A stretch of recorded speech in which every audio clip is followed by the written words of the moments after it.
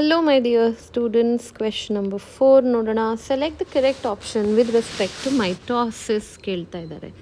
So ಮೈಟೋಸಿಸ್ನ ಪ್ರಕಾರ ಹೋದರೆ ಇದನ್ನು ಹೈಲೈಟ್ ಮಾಡ್ಕೊಳ್ಳೋಣ. ಕರೆಕ್ಟ್ ಆಪ್ಷನ್ ಅಂತ ಕೇಳಿದ್ದಾರೆ. Chromosome move to the spindle equator and get aligned along the equatorial plate in metaphase ಅಂತ ಇದೆ.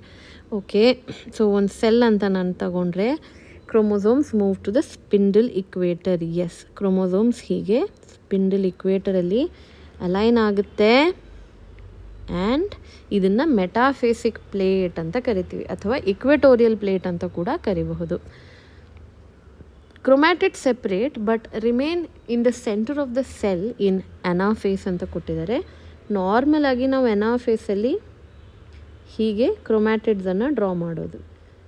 The spindle fibres pull the chromatids towards the opposite poles and separate ಮಾಡುತ್ತದನ್ನು ಅಂತ. Next, chromatid start moving towards opposite pole in telophase ಅಂತ ಇದೆ. ಇದು again ನಮಗೆ ಅನಾಫೇಸಲ್ಲಿ ಆಗುತ್ತೆ, not in telophase. Golgi complex and endoplasmic reticulum are still visible at the end of the prophase. If you remember, Golgi complex ಮತ್ತು endoplasmic reticulum and ಬೇರೆ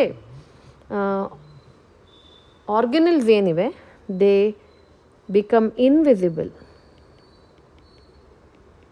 right? So ಇದು ಕೂಡ ತಪ್ಪಾಗುತ್ತೆ. ಕರೆಕ್ಟ್ ಅಂತ ಕೇಳಿದ್ದಾರೆ, so answer will be option A.